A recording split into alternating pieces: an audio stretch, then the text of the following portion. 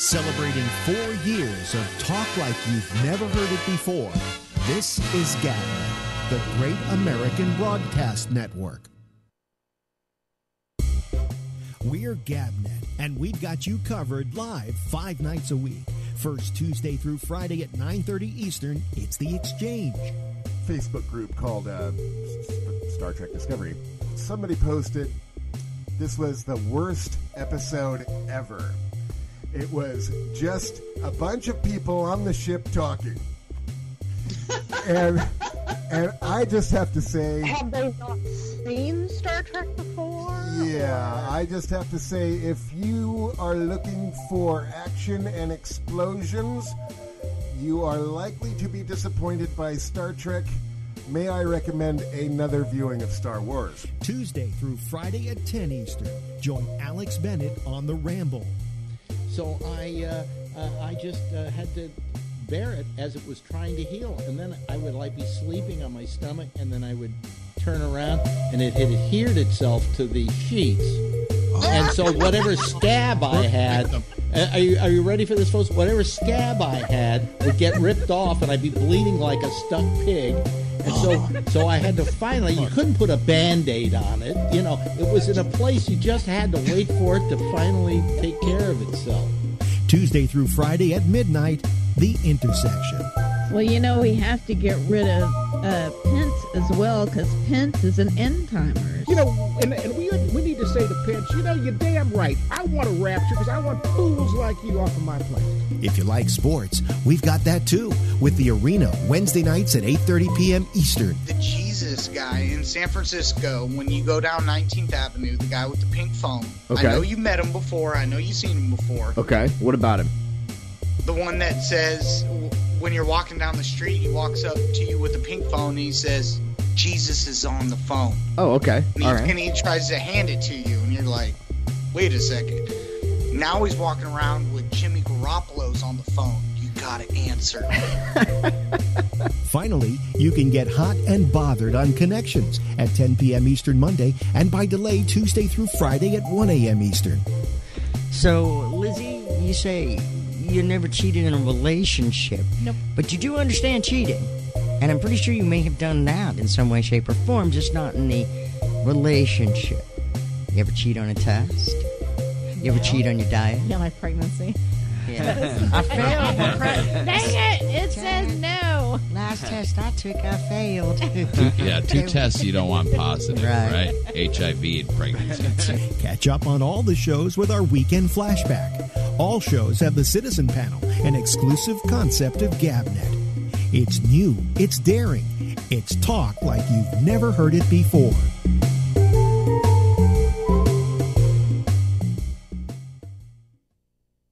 Reasons why you tune into GABNET. Reason number 29, the Citizen Panel. I'm saying that he could actually, a good lawyer might be able to make a case that he cannot get a fair trial anywhere in the United States because the President of the United States said, quote, he should be executed. And if you can't find a fair jury anywhere in this country because they've all been exposed to this. No, he'll never go to trial if he's treated as an enemy combatant. He's not being treated as an enemy combatant, Phil. He's basically a citizen. He has a green card. He has all the rights that a citizen of the United States has because he has a green card. Either you want to follow the Constitution of the United States or not. Go to Russia if you don't want to follow the rules. He said that he did this for ISIS. He had a note in his thing. He had phone calls on his cell phone, and he says that he did it for ISIS. Therefore, okay, so Phil, if you did that, you should be able to be treated as enemy combatant.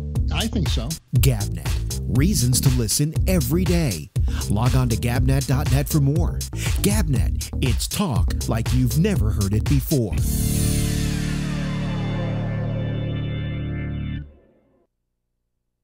Celebrating 4 years of talk like you've never heard it before. This is GABNET, the Great American Broadcast Network.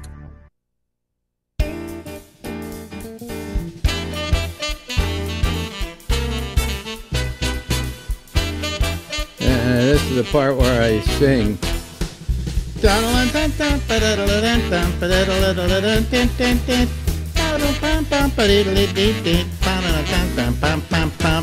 Hey everybody, here I am. I'm Alex Bennett, and it's going to be the Ramble now from now until midnight Eastern Daylight Time. So thanks for joining us. Well, we actually have a guest tonight. Let me turn the camera on to him so you can see his face and see who he is. This, ladies and gentlemen, is the legendary Buddy Love. Please don't stand, people. It's not necessary. It's not necessary, right? Yeah, How you doing? It's great to be here in New York with you. Yes, he is coming. You're staying at our. I'm staying here at the Hotel Bennett. Yeah, Hotel Bennett. Hotel Bennett. Wow, what a pad too! I love this joint. Yeah, we just had a great meal, and it's just great to be here with you. We used to be together in San Francisco for many years. Yes, we were talking about this tonight, and you really launched the Buddy Love Show 30 years ago this past February. We came on your show in San Francisco and did the act on the radio show. Yeah. I mean, we brought it in, we were singing, playing music, live broadcast, and that evening, the thing took off immediately. Was prior to that time, I knew you as Bubbaloo Vickers. Bubbaloo Vickers, yeah. Which is not actually your real name either. No, none of them are. How did you? I'm confused. First of all, how did you get the name Bubbaloo? Bubbaloo was given to me by Roger Clark, a little Roger in the Goosebumps. Dick Bright and Roger worked together in this show in San Francisco. Oh God, must be 40 years ago. At any rate. Roger Clark had me come on as the bad white soul man, and I came on and did one song in the Intruders medley. Do you remember the Intruders? Vaguely. Philadelphia International, Gamble and Huff Act. Yeah. And the guy always sang a little sharp. He was always sliding into the note, but never quite hitting it. But anyway, I sang Me Tarzan, You Jane in that show, and at that point Roger dubbed me as Bubbaloo. From there, I worked with Dick Bright, and then worked through. Dick Bright, by the way, was we should say band leader, a band leader in San Francisco, and a good pal, both a good of one. us. We used to use him all the time on our shows. Before you moved to the Buds. Yeah, then we went to the Buddy Love Orchestra, which was really phenomenal, just phenomenal. Yeah. Great band. Yeah. Still doing it in San Francisco. So if you're out in San Francisco, look for the fabulous Buddy Love. Let's talk about this, though. You were telling me after dinner that business hasn't been great, and you gave a good reason for it. Oh, yeah. Yeah. And it resonated with me because when I was a kid, my father was a violinist. He used to play with all the band. He used to play actually basically with Eddie Fitzpatrick's orchestra at the St. Francis Hotel. He had also played with Ernie Heckscher and all the other bands in town. But where he finally wound up and where he was, I guess, a permanent fixture was with the Eddie Fitzpatrick Orchestra. And then during the summer, we would go to the Mapes Hotel or the Riverside in Reno. Or one year he was playing the Coconut Grove in L.A. Wow! And so and many times he would wind up with the band or some band at Cal Neva, and we would spend Sinatra's joint for a minute. We would spend the whole summer up there, and they had these cabins. Oh yeah, there, and they would put us up in one of these cabins. So for a kid, that was great. But here's the thing: he was a violinist. And all of a sudden, about 1951, 1952... No strings. Who needs strings? It went to combos. Yeah. It went to four-men groups. Jazz trio, quartet, whatever. Yeah. And that never includes violins. No. Unless you're a violinist who tries to start a combo. I saw Dionne Warwick at a place called Blindstrom's in Dorchester, Boston area. Yeah. And Blindstrom's was like what the Fairmont Hotel would have been. I'm trying to think. The Carlisle's not a good for New York because it's a small room, but the Coconut Grove, for instance. Coconut Grove, yeah. And if Sammy came into town and played the Coconut Grove, he would use a six-horn configuration: 2 trumpets, trombone, alto, tenor, bass, saxophone, and very rarely strings. But if they had room on stage, they would put a string section up. Fairmont Hotel would do the same thing. Strings became the last thing you hired. Yeah. That if Sinatra, when he went out on the road to, say, Australia, sometimes he'd just take Red Norvo with him, and a small combo.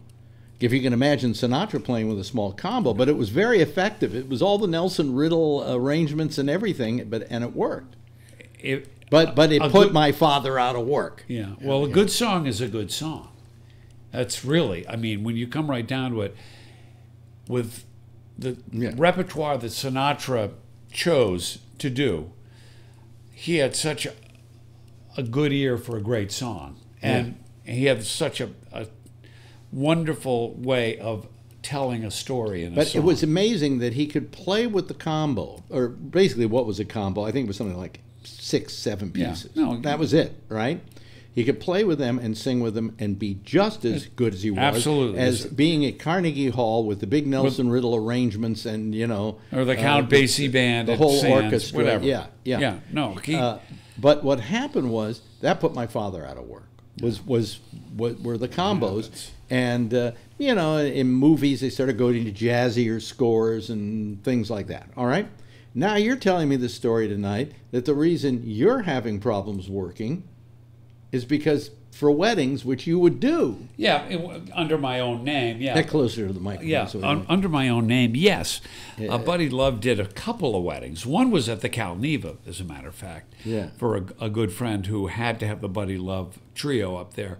But local cover bands that are out there in San Francisco, there's about 4 or 5 of them, and they're all run by the same guy. They get some work, but it's very, very tight, as far as the repertoire they play. They're not wedding bands per se, but the wedding bands... A wedding band would be a band that could play everything. And went and played very danceable stuff. It's danceable, but for every age group that's there. Yeah. Today, young people hire DJs. Yeah. And this is, it's one guy with a turntable. No, not even a turntable. They come in with not a desktop, but a laptop computer, open it up, and if you really want to get fancy, they've got the little things to, make it sound like you're scratching. Yeah. But you're not. You're using this little disc, and they get a ton of work. The other, if there are groups that are out there working a lot, in San Francisco, there's like a handful of them, and they're cover bands, and they're very specific to an age group. If you're, like 45, 55, getting remarried or married for the first time, you're hiring Tainted Love because they do everything from the 80s.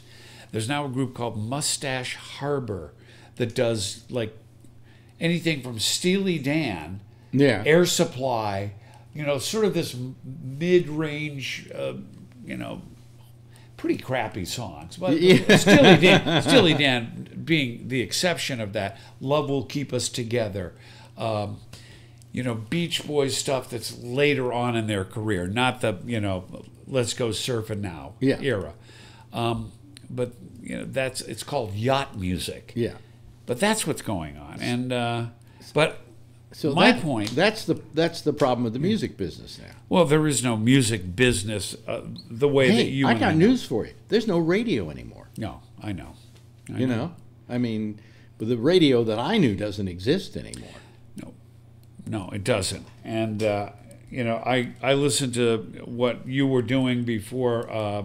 Was after you left terrestrial radio, you were doing Sirius radio, and I would listen to you out on the West Coast. Yeah. Because really early in the morning, if I was out driving around, I could turn on and listen to you. Sirius radio has one problem, and that is dropout. You could be driving around in a city, if you got a tall building, all of a sudden the signal's gone. Well, I can't tell you how many times I've been listening to a talk radio show and getting frustrated by missing. I was thinking of writing an article or something on the big lie of satellite radio. Yeah. There are a lot of lies about satellite radio. One of them is that it's satellite radio. The fact is that in a city like New York, you can't get a decent satellite signal without relays. So you know what there are here are what are called repeaters. They're not satellite repeaters, but they're repeaters that play into those radios just like any broadcasting Right. station. So you're not getting the digital schmidgital signal. You're not, when you get out into Iowa, you're getting the Sirius satellite radio. But I had a Sirius satellite radio in my car years ago that I rented, and I was going through the redwoods and I couldn't get it because of all the trees. The trees were blocking the signal. Yeah. So the big lie is that this satellite idea. In fact, the idea of satellite radio is now, it's wonderful. What, 20 years old? It's out of date already. Yeah. Who needs the satellites when you've got the internet, and in your car you're capable of picking up all those internet stations? Yeah. It's true. What's terrible about that is I now share my audience with about 10,000 other people that are doing the same. Who are trying to command ears. Yeah. And I don't know if I'm attuned to the audience who listens to the internet, okay? Because I'm older, and I talk about older stuff. And, so I have decided, and I very honestly say to myself, I'm an anachronism, And maybe you have to say the same thing when it comes to music. Well, no, yes and no. The cool thing about the character I created is he's still relevant as he ever was. Because he's campy.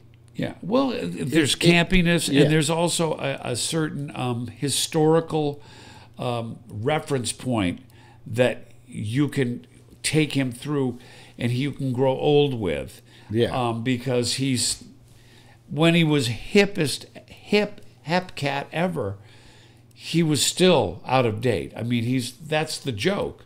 Yeah. He's, instead of going to Aspen, he's still going to Palm Springs, But still, where before you could go back and forth. You could do the Buddy Love show somewhere, and people would probably do that in a club because it's an act, okay? But then all of a sudden somebody would say, I need you for a wedding, and you would then send out basically the but I can Bubbaloo Vickers group. Bobby Vickers group, but I can keep that current. I mean, I can put Lady Gaga in, and I have a young girl singer. And that's fine. But what I'm saying is, if these people can hire themselves a DJ, you have no way of competing against that. Here's the deal. Unless you want to work for the same price you as the have DJ. to get in front of the millennials that are booking the stuff. Yeah. Whenever I can get a millennial audience to come see the Buddy Love show, I own them the same way I owned them back in 30 years ago when I was playing to the same age group. 25 to 35, there's certain funny bones you can hit, and there's certain reference points that you can always reach them with. Yeah, right. And that's the Buddy Love show, and that's what has kept that thing going and perpetuated. But as I'm saying, it's harder today. It's harder because there's no place to play. Yeah. There's no clubs. I mean, in San Francisco, there's a handful of clubs where back in the day, you had the Paradise Lounge, you had the DNA, you had the 08. I mean, you had 30 clubs that you could play at. Right. We had the Paradise Lounge. We owned that place for 13 years. And you were instrumental in getting us on the map. You and Ben Fong Torres were the only people that paid any attention to us early on until we went to New York, and then everybody jumped on the bandwagon. But basically, music is, I mean, if you and I went on and listened to Kiss out of L.A. or the big pop radio station out of New York, or the Sirius, went to any of those, and Channel 2 on Sirius, it plays nothing but the hits, we'd listen, and we would not be able to hear an actual instrument being played anywhere on the track. You'd hear a drum machine, you'd hear synthesizers, you don't even hear a guitar. I mean, even when Prince was recording everything by himself with no band, you'd hear his guitar playing, and you'd hear him playing a bass, and he'd even play drums from time to time. Not these guys that are creating these tracks now, the big producers. It's all done. All electronic. It's all electronic music. And we don't, you know. So we don't what happens to let's forget about you and your play. No, I could talk about Paul McCartney. But let's talk about the guys that were the studio musicians in Hollywood. I know many of them. Have they got problems? No, well, Dean Parks I know quite well. Still works pretty much every day, doing 3 or 4 sessions some days, some days not.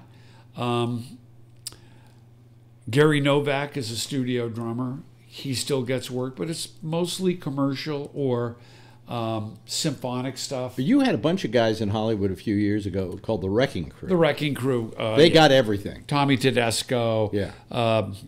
Gary. All those guys would work. By the way, in case you're interested, folks, there's a great documentary on the Wrecking Crew. And you would be surprised how many different people they played behind. Everybody. They played on all the Monkees records. They played on all of Neil Diamond's stuff. They played on all the Beach Boys stuff. I could They even did spend Frank an hour. Sinatra. Oh, yeah, certainly. Hal Blaine played on a lot of Sinatra stuff, as did Glenn Campbell. Glenn Campbell was one of the Wrecking Crew. Yep. No, it was an incredible group of musicians. But I will go back to this because I was talking to you earlier about some of the greatest songs ever written. Yeah. Now, I was just looking through my iPhone because I knew we were going to talk about this. And, the list. If you were to put together a set of the greatest songs ever written. I would. Well, Something in the Way She Moves would be in there. Gloria, of all things, would Van probably Morrison. a Van Morrison song, or Have I Told You Lately That I Love You is a wonderful song. I don't know if you I put haven't in the named top any 10. standards, which I would say some of the Sinatra's, classics. Any of the For instance, Gershwin. I think a song like to begin with, I'm nuts for anything by Cole Porter. Yeah, cool. Anything. The Way You Look Tonight is to me one of the most beautiful songs ever written, with one of the nicest changes in it. It has a wonderful bridge. That's the thing that I as a singer, I look for songs that take you from point A to point B, and lots of places in between. Yeah. My number one song as a singer, and I've got a lot of songwriters that are dear friends of mine that agree with you. Not only agree with me, have said it to me before I even brought it In up. other words, if you said to them, "What's the greatest?" they would name this particular song, "Alfie" by Burt Bacharach. Why Alfie? Well, because it's never. I can't say I don't like the song, but it's never been one of my favorites. Well, I'll tell you why. It's one of my top. Is range-wise, you have a place where you can go low to high without killing yourself if you pick the right key. Right. Number one, on a musical level, it has one of the greatest B sections ever when you put together the lyric and the melody. Yeah. What do you mean by B section? Well, let me point it out. You've got the opening. What's it all about? Alfie, is it just for the moment we live? What's it all about when you sort it out, Alfie?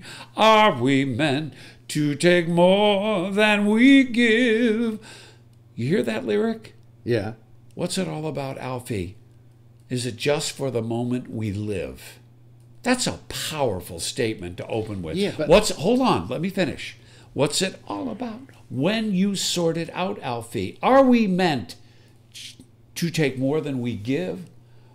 Or are we meant to be kind? And if only fools are kind, Alfie, then I guess it's wise to be cruel.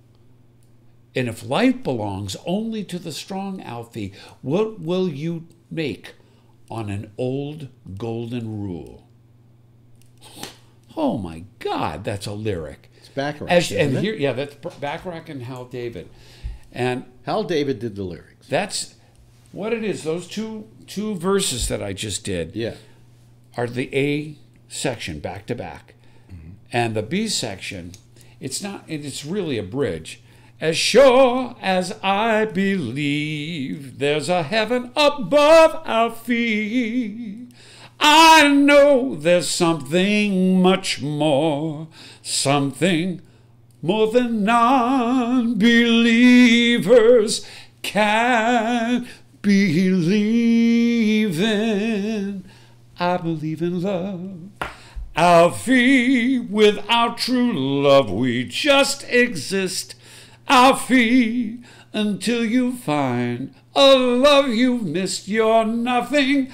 Alfie, when you walk, let your heart lead the way, and you'll find love any day. Alfie, Alfie. I know why you like that song. Why? Because it allows you to vocalize. No. It allows you to vocalize with a lyric that is so powerful and so well crafted. As sure as I believe there's a heaven above, I know there's something much more, something even non-believers can believe in. I believe in love, Alfie, because this is about a guy who's a cad. He looks at love as a conquest. It's not this linear thing that where you two people come together and join this bond. It's taking advantage of whatever it takes to get to that promised land in the guy's brain, and it's really not what he's looking for. He's lost his way. He can't find true love because he's stuck in the conquest and not in what.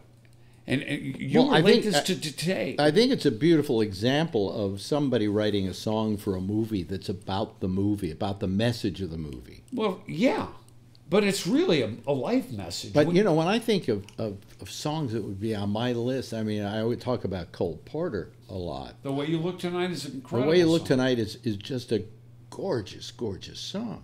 And I'll tell you what one of my favorites is. Leon Russell's. What song? My mind's a blank now. I think I know. You know what I'm talking? Karen Carpenter did it. It's been Rita Coolidge did it. He did it. Yeah. Starts out with the piano. A song for you. Song for you. Yeah. Yeah. That to Great me song. is a song that every time I hear it, I go, one of the most beautiful songs ever written. But it probably takes you to a place emotionally. I don't know that it does. I just love the melody line. The fact that it's unlike any other song.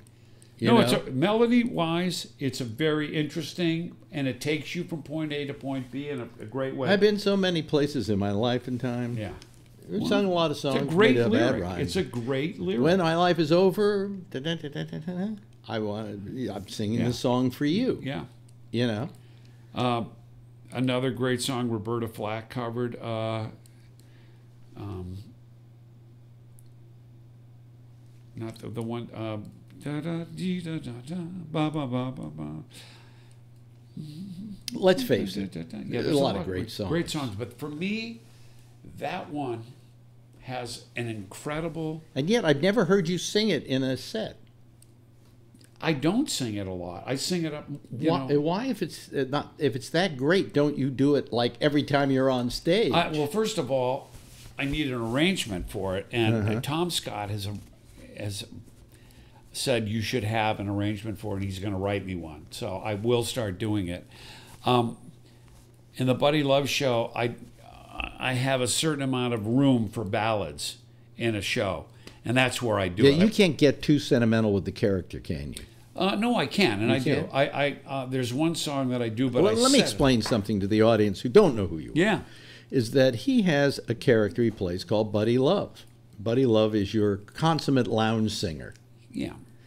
He's a little more complicated than just being a lounge singer because his background is sketchy. Well, I often felt, this is my interpretation of the Buddy Love character, that he lives a delusion. Yeah, he's a delusional character, without a doubt. Yeah, he lives in a world that doesn't exist anymore. No.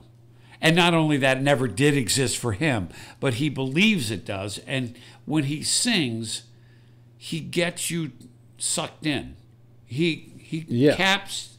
He sucks. But do you ever in get real people sand. who have people who don't get what you're doing? Because a lot of times this character talks about, well, when I was working with Sammy at the Sands and blah blah blah. No, when blah. I wrote a song for Frank Sinatra. When you wrote a song for Frank Sinatra. When I was 6 years old in the back and of the people are saloon. going, I never heard of this guy. He wrote a song for Frank Sinatra. No, that's the joke is that he wrote a song for Frank Sinatra. But I often felt that if I were to play your character, I would play him entirely delusional, as though it was a crazy man on stage thinking he was something other than he was. Well, that's the way I play it. But you've seen the act enough to know that I throw bombs very early on to get them to capture their imagination and attention. In other words, second song, and we're doing "Whole Lot of Love" by my dear friend, Mr. Led Zeppelin. And if they're not with you at that point, if they haven't figured out that you're nuts by that point, then you throw the Sinatra medley at them. The unfortunate part about it is, though, audiences are thick. Well, some are, and here's the cool thing about doing the Buddy Love Show, because I've done it for years and I still enjoy it. And yes, we still have these same kind of issues, but when the light bulb goes on, and you can look in an intimate room, in an intimate setting, and you're watching people all of a sudden come into your world, whether they're buying into it or they're being duped, it doesn't matter.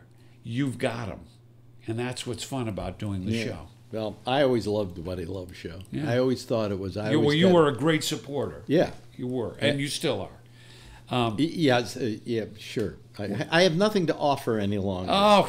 I used to be a big shot. That's my new slogan. Or mine is, do you have any idea who I think I am? I better get to some calls here. Yeah. I don't know how we're going to do this. I think maybe if you just want to sit there, listen, and jump in whenever you want to, and then I'll just turn on the camera. Sure.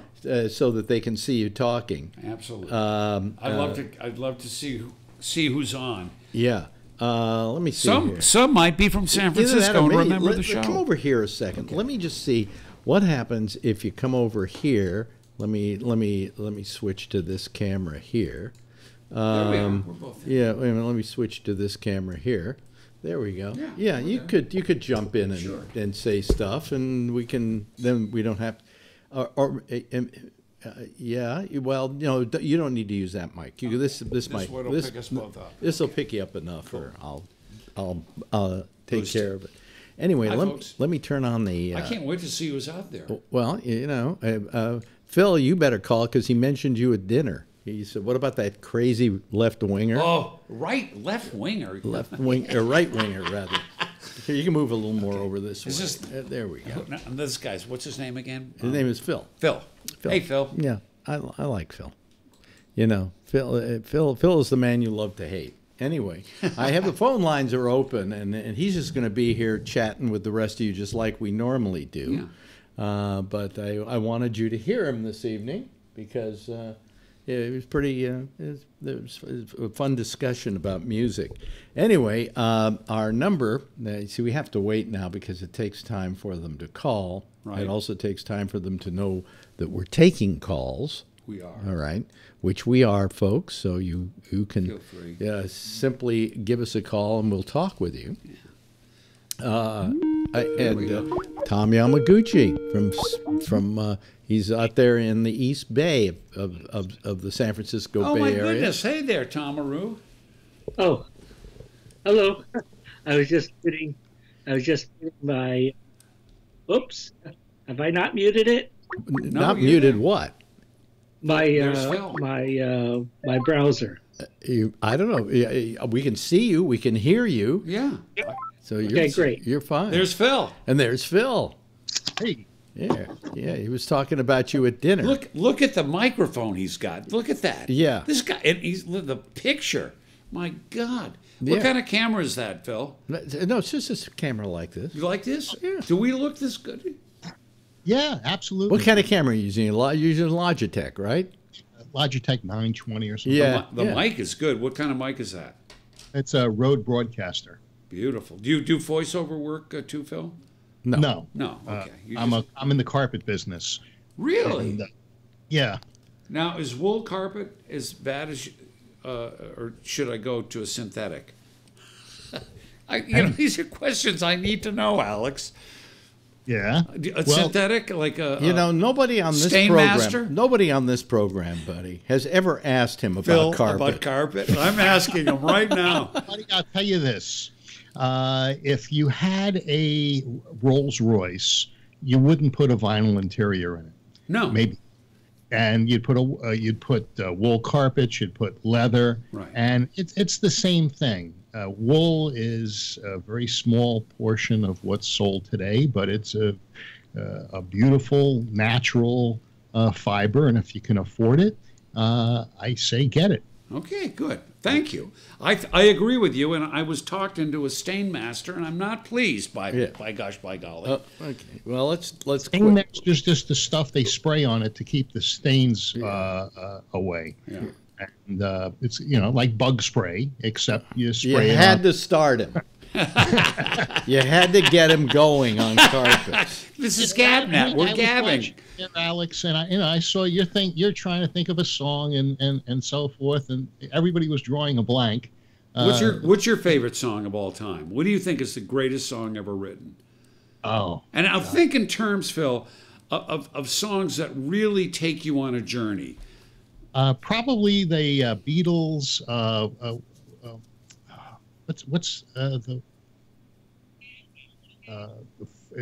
It's a very soft melody. One of their earlier ones. Here, There, and Everywhere. That's a great song. That's a wonderful song. Yeah. Let me ask you something. I have a list of what I consider the 3 greatest lyricists of the 20th century. Yeah. Okay. Who would 3 greatest? Okay. Okay. Here we go. Ready? Yeah. Cole Porter, mm-hmm. John Lennon, mm-hmm. and Chuck Berry. Chuck Berry would be. You would get a huge agreement from guess who? Who? Bob Dylan. Yeah. Bob Dylan. Bob Dylan called Smokey Robinson, and your favorite, right there. Norwegian Wood. Norwegian Wood. Yeah. I once met a gal, and shall I say she once had me. Yeah. Let's see a little more of your face, Jeff. You got it like... Hey, Jeff. There we go. Hello. Yeah, because he's got such a great beard. Why should we only see half his The face? guy's a regular movie But star. anyway, no, I always felt that Chuck Berry was one of the greatest lyricists of the 20th century. I mean, his lyrics were... there was a song he did called Little... what was the name of it? Can't remember now, but it says... The line in it is... In one of the other takes of it was, she must be bad. She must be good because bad things don't draw crowds. Oh, that's a lyric. But that's a fun and he lyric. would also create terms to fit a lyric. Like instead of refrigerator, it wouldn't work in that song, so he used the term coolerator. Coolerator. Yeah. So it was the best. One of the best. Yeah. I would concur. Come a little closer to the mic. Come a little bit closer. There we go. Is that better? Yeah. There we go. Yeah. So anyway, hello to Tom Yamaguchi. He's from the San Francisco Bay Area. I know, Tom. Have you ever been to a Buddy Love show? I have. I've been to Buddy Love shows at Breakfast of Bennett. Okay. In the studio, and probably the most unusual place in a supermarket. Oh my God! These are all Alex Bennett appearances. Those are all. You've never been to you've never paid to see the Buddy Love show. No, I'm a cheapskate. You hurt me, Tom. I want to tell you that I won't hide my pain. But do you remember the Andronicos show you did? Oh, absolutely, over in Berkeley. Yeah. Well, that's where I live. Well, yeah. We did do a show at Andronicos. Yeah, and Buddy Love was your house band. Yeah. We were out there for you. Yeah. Anyway, we need more callers, by the way, tonight, folks. What are you waiting for, people? Christmas, Hanukkah, Passover. Passover's coming up. Easter, no less. Are you going somewhere for Passover, Phil? No. Are you going somewhere for Passover, Jeff? Home with a whole bunch of people. Oh, really? You're having a Seder. I sure am. Oh, good. And actually, we're actually going to have somebody coming who nobody else even knows them. It's kind of a secret person. So that's interesting. Interesting. Nobody we would know. I mean, it's not important to us. No. Not Elijah, huh? No. Elijah. Not Elijah. Hey, all Very right. good. Oh, Good joke. Good joke. I love it. You're not Jewish, right? No, I'm Goy. But you're going to a Seder. I'm going to a Seder. My wife is Jewish. That's why he's in New York. He's going to a Seder. I married a nice Jewish doctor. My mother would be proud. Girlfriend has complained to me that for the entire time we've known each other, we've never been invited to a Seder. You're kidding. Yeah. Let's invite him. And then I said to her, after she complains about this, I say to her, do you want to go to a Seder? And she says, not really. Okay, then it's the huff. Because in case people don't know, Seders are a very special form of Jewish torture. That's true. In which they promise you food for like an hour and a half or 2 hours, and occasionally they'll throw a lamb shank at you. Yeah, a lamb shank or a scallion that you're supposed to beat yourself with. Or you're supposed to dip a half an egg in salt water. Yeah. Or you get to take a bite of Hirosi's, which I don't even know what that stuff is. Bitters. Yeah. And then you get to drink Manischewitz going, wine. well, you give me some kind of fucking sustenance here, you know. And no, you have to suffer like the Jews suffered when they left Israel, when they left and Egypt. you finally get to eat some matzah, which is not even wheat. Well, no, you don't get to eat the matzah before Elijah does, because you leave the matzah out, or you hide the matzah. Yeah, you hide the matzah. Matzah. Elijah gets the wine that evaporates. Yeah. Well, and it's really shitty wine too. It's like Manischewitz or Mogen David. Yeah, but I always knew it was my Uncle Shmuley who went over and had a sip of it, so we'd think Elijah had been there. Yeah. Well, he's from the Bay Area. He knows good wine. You know, there you go. The Midwest, he would think that's the cat's meow. Now, for instance, you have a Seder, right, Jeff? How long is your Seder? Oh, short. I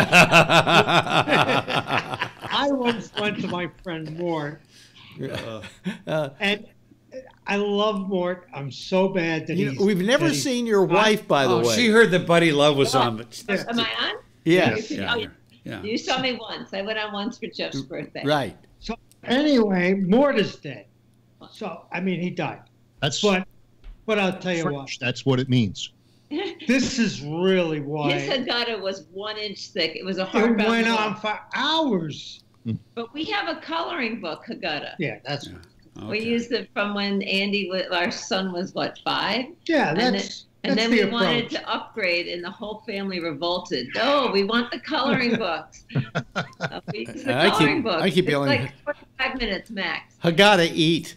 Yeah. Haggadah eat. I know. Right, 25 minutes from the time we start your eating. My business manager, Gary, every year holds, or I don't know if he still does, because I haven't been out there in quite a few years. It's a Seder, and you've never been invited to his Seder? No, I always was invited to his Seder, and it was called, we used to call it Gary's Seder City. You know, it's Seder like City. He invited like 50 people, and he would make this table that was big enough to hold the 50 people. And he hired people to come in and serve stuff and so on. But he would go through every inch of that Haggadah. It was hours before we ate. Oh, you got to eat before you eat when you go to one of those Seders. Yes, right. That's what the Lutheran girl does. Either that, or if you can, it would be nice if you had some kind of intravenous sustenance going on. You know. I'm with you. Now, to you Catholics out there, is Easter the same day this year? No. Yeah. Next following Sunday. It's this coming Sunday is Easter. Yeah. Right? And when's Passover?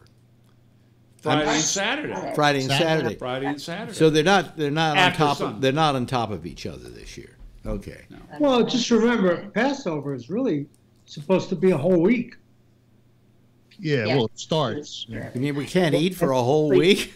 You can't eat any flour or something. And Friday is good. The goy talk. Wait a minute.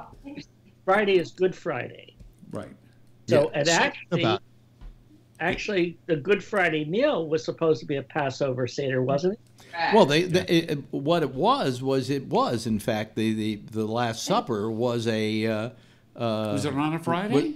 Well, it was. I don't know if it was on a Friday, but the Last Supper was a Passover meal. Yeah. You know. Yeah, the Last Supper would have had to be before the Friday, right? Yeah. Yeah. How did we get so religious? Boy, what are we doing here? Hey, we could use some more callers. Where are you? It's been slow this week for some reason. I don't know why. Everybody's on vacation. They're going to a Seder. I guess everybody was too busy watching the Roseanne show last night or something. You know. I missed that one, but I did too. I watched it. I packed and I saw it on Hulu. Yeah. Yeah. It wasn't. Look, it wasn't terrible. It got. Are you ready? At what they describe as astronomical numbers. 18.1 million people watched the second of the two episodes. The first episode they got 17 million. Alex, this show does that on a Monday. There are very few shows on television that get those kind of numbers. Now, whether she can maintain that, I don't know. Yeah, we'll see. There was some decent writing in it, and John Goodman, is good in anything that he does. He could be in the shittiest movie, and if John Goodman's in it, at least there's some kind of dignity that's added to the show. He's wonderful. Didn't he lose weight a while ago, and has he kept it off? It doesn't look like it. I was saying that to myself. I don't think he's as heavy as he isn't as heavy as he was. Yeah. Yeah.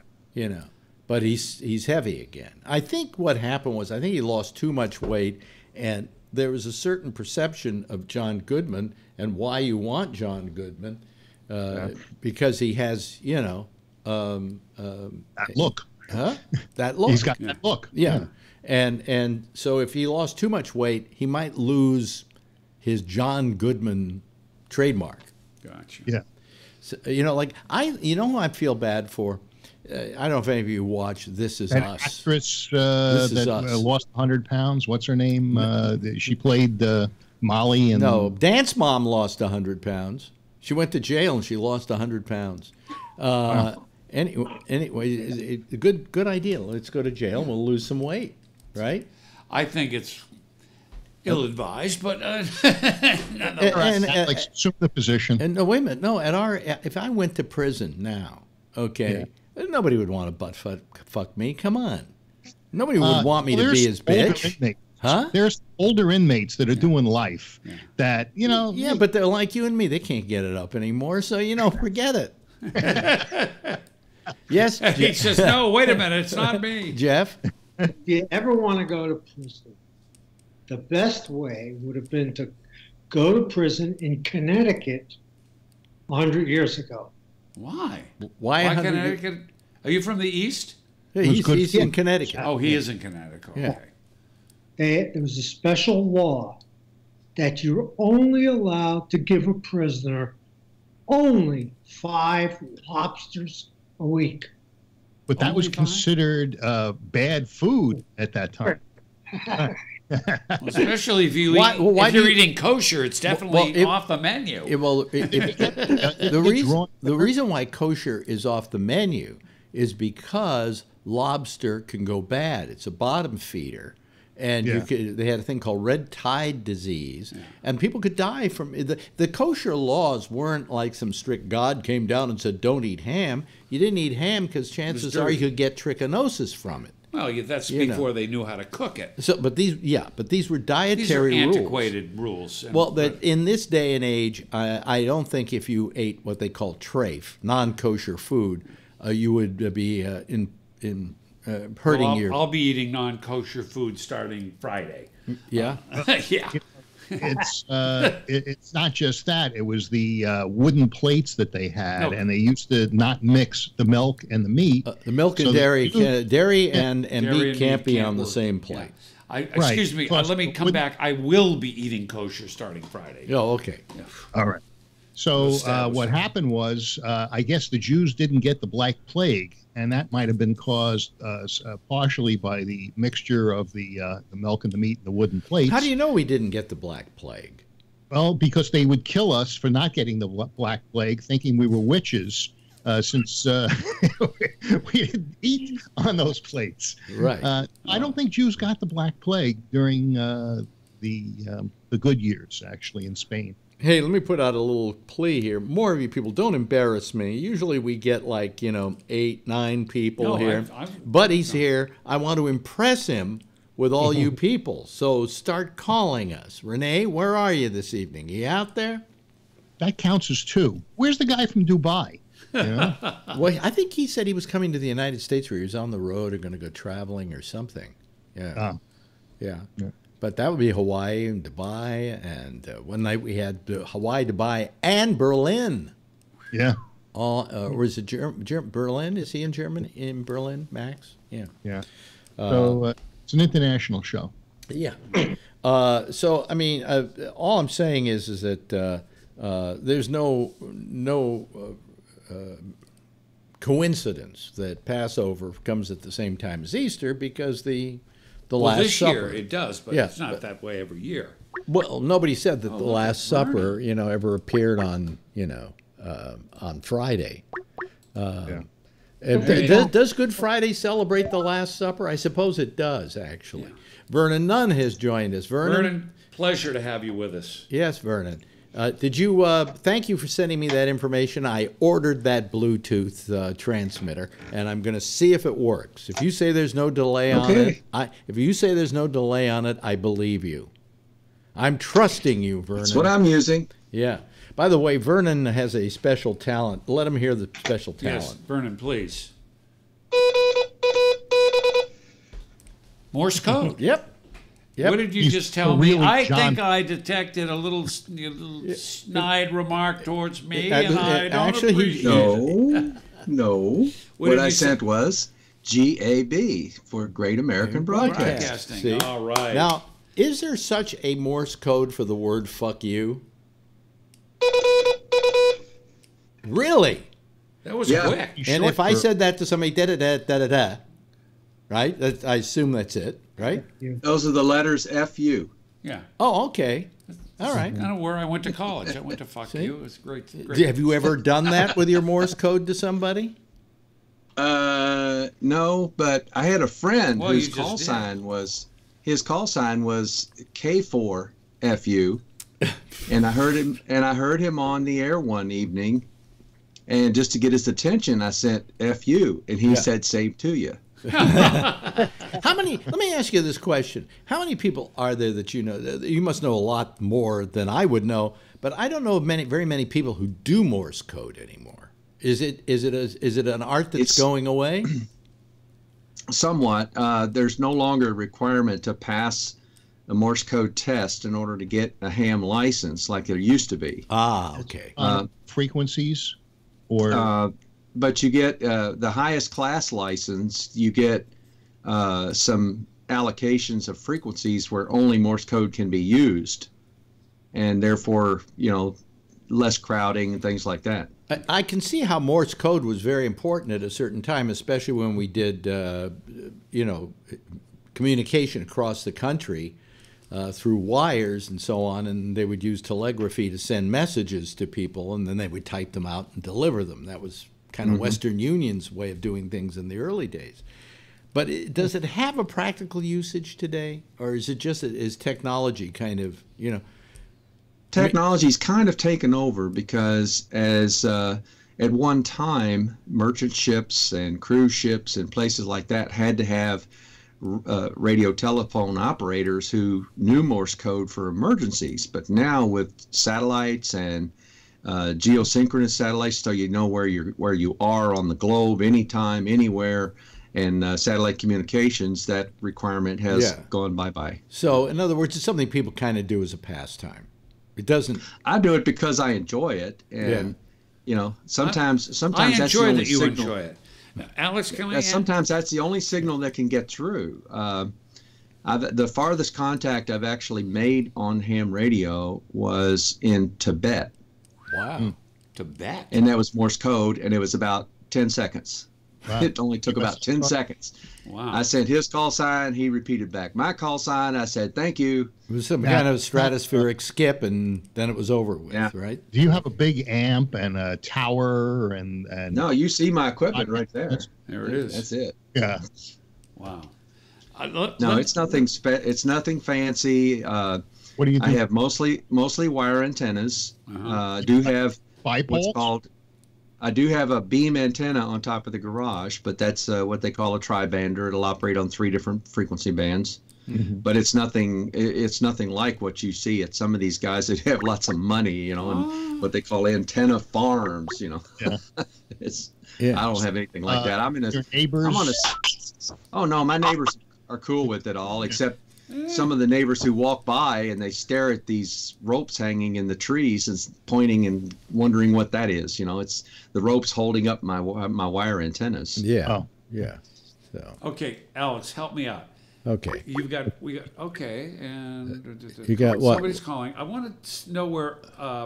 Phil, where are you from? I Where can't. Are you living? Somebody's trying to call us, but you're calling us on one of the old lines, and you have to call Gabnet Live. You have to make it an original call. All right. So Well, yeah, I'm in Walnut Creek, and Okay, you're in that's a East Bay. beautiful vest.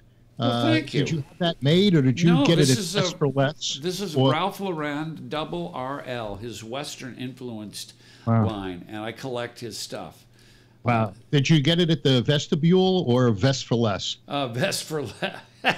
I have a vested interest in this, young man. All right. Okay. It is beautiful. Oh man! So you're in Walnut Creek. You're in Connecticut. That's Jeff, and Patrick's in Wisconsin. Okay, Wisconsin. Yeah. All right. And Vernon, where are you from? I'm in Louisville, Kentucky. Louisville, Kentucky. I have great friends there. And Tom Yamaguchi's from the Bay Area. Tom, He's over in the East Bay. Berkeley.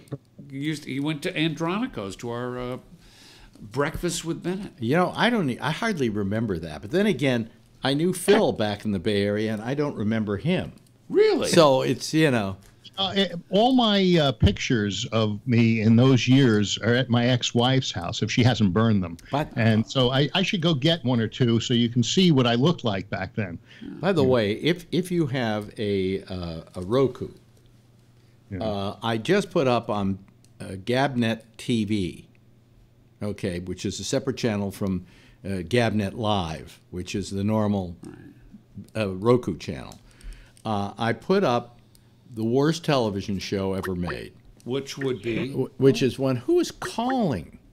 Is somebody calling on a line? It's not Phil Myers. No, but they're calling on an old group call. Right. And that doesn't work. On my, what do you call it? What? iPad. Let me turn it off. The call is trying to come through on my iPad. Yeah.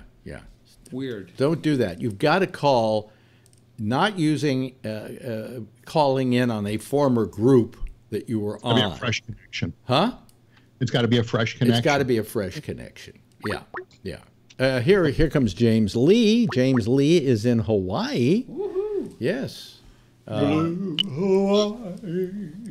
me see here. I got to do some adjusting here so we can see. Hello, James. Are you there? Yeah, I copy. Good signal out here on the Sandwich Islands. I copy you guys in New York and on the continental U.S. Right. Now, were the Hawaiian Islands known as the Sandwich Islands? Many years ago. Hey, we do it for the tourists, so you guys can come out here and spend your tourist money, man. Come on. Why? See, I would have thought the Sandwich Islands were somewhere else. Why was it called the Sand? Now Tom is going, no, Alex, it was the Sandwich Islands. Okay, Tom, why was it called the Sandwich Islands? Before they had Lou. Wait a minute. Start again. English guy decided he was going to give a name that had nothing to do with the actual name that the people knew it as. That's why. I see. It wasn't named by the Earl of Sandwich? Or for the Earl of Sandwich. This Captain, it was Cook, right? Was it Cook that discovered? I think so. Yeah, absolutely it was Cook. Actually, it was really the South Sea Islanders who got there many, many thousands of years. Well, yes, before. we know that, but They you were know, looking for amateurs.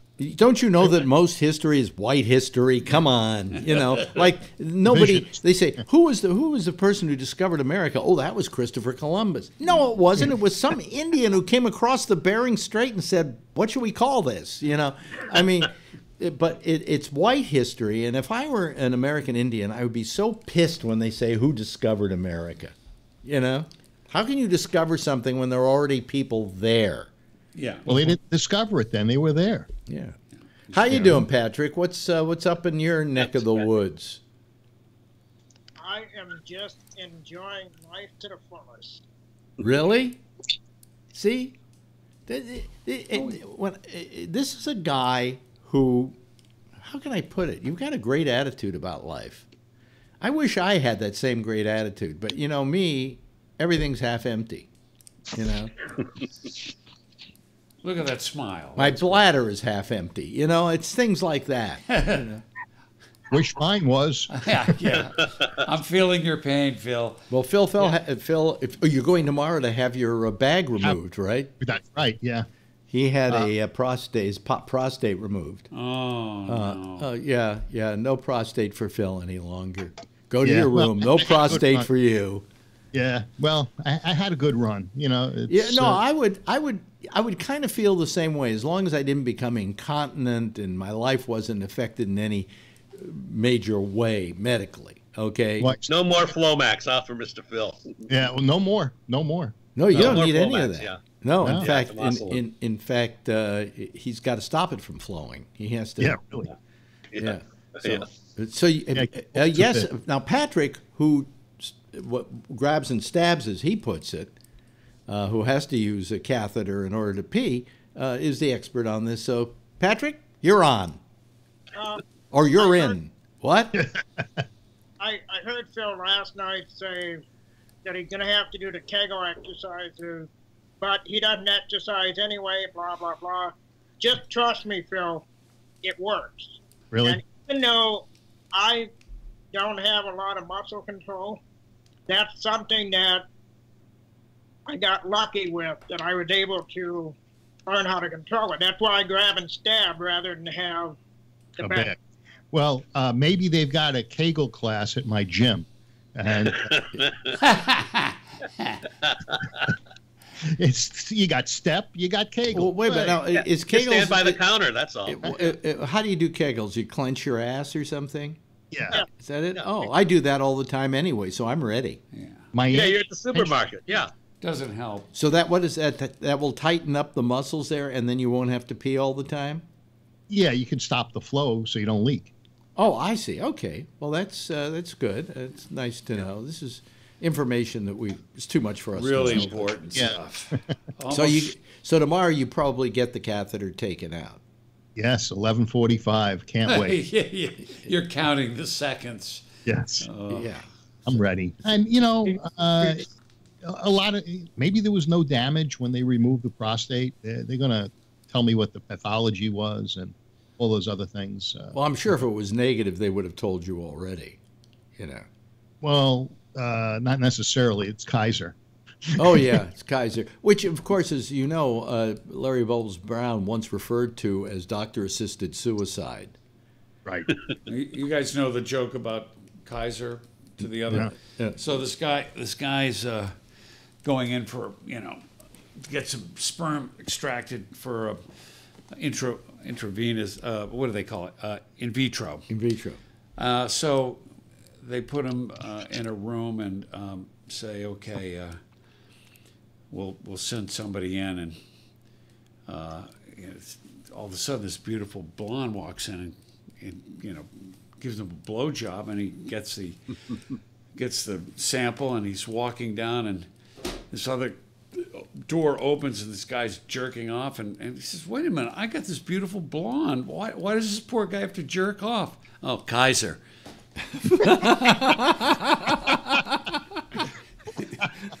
Oh, boy. Well, yeah. There's also a doctor who said to his patient, I've got good news and I got bad news. And he says, well, what's the bad news? He says, well, you've got cancer.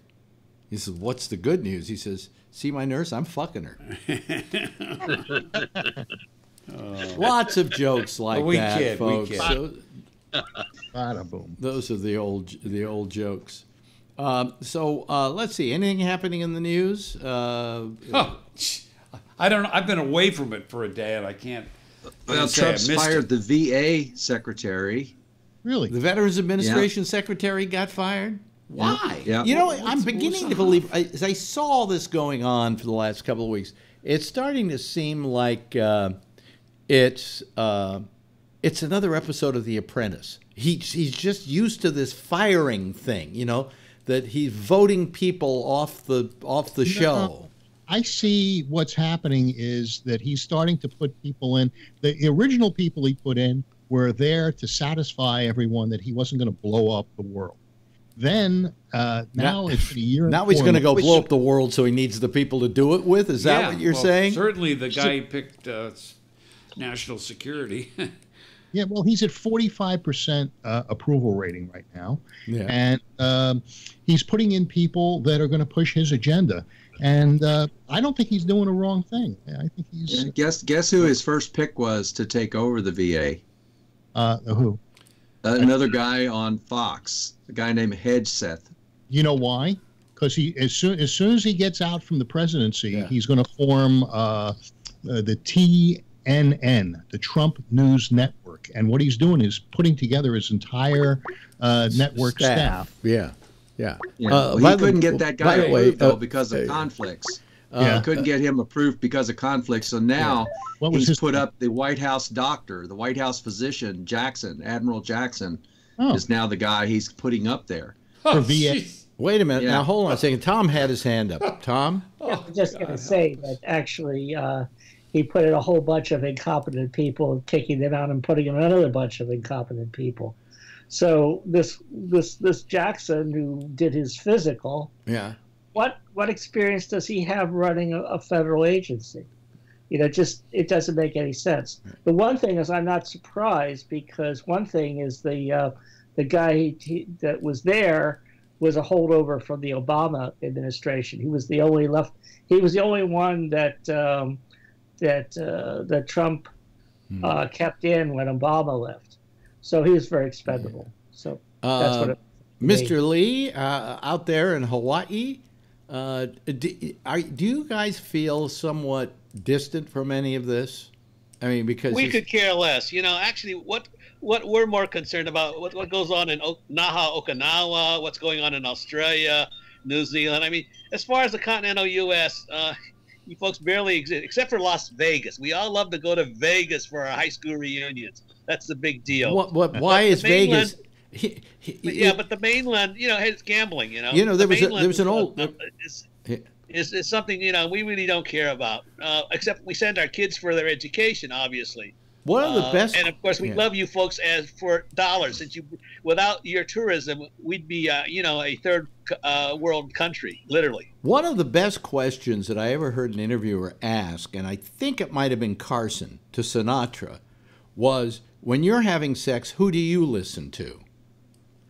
And it's kind of like me saying to you, when you go on vacation, where do you go? Because you're in the biggest vacation spot in the world, practically, and you're saying Las Vegas. Yeah, because we like to gamble. Remember, the Asian community here, because the Church of the Latter-day Saints is very strong here. There is zero. Churches can't even have a bingo game going. Jim, don't you have like offshore ships? No, negative. The Hawaiian homelands people won't let that occur. Yeah. It doesn't occur because, remember, everything in this state, and you remember, Alex, is about family. Yeah. It's who you know and who your relatives are. Mm-hmm. And that's what counts. It's not ability.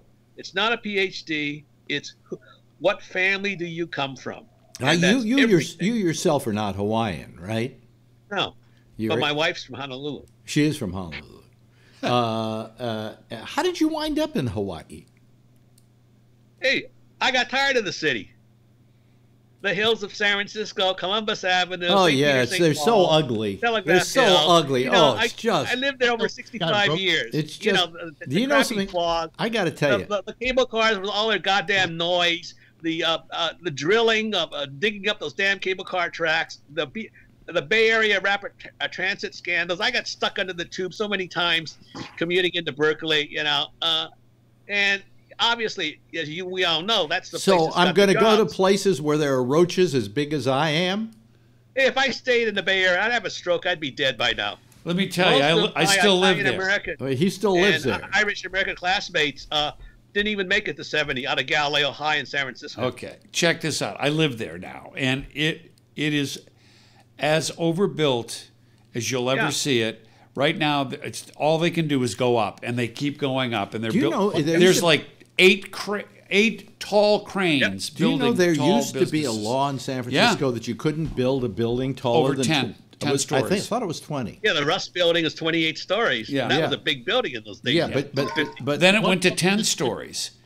And now they're letting them go nuts. Well, I mean, all they can do is build up. But what does that do to the skyline of San Francisco and the hills and being able to see the hills? Well, Tom, what about the Salesforce Tower? Come on. Actually, I love it. Yeah, I do too. It's a very beautiful building. It's an interesting build, and the tower right next to it, where Facebook is putting 1,000 people. There's going to be, I can count 5 companies that will bring over 15,000 jobs to San Francisco in the next 18 months. Salesforce is bringing in 3,200 people. Facebook is bringing in 1,000 to fill that building that is right next to the Salesforce Tower. Lyft is hiring 400 new people. I mean, that's just 4 companies.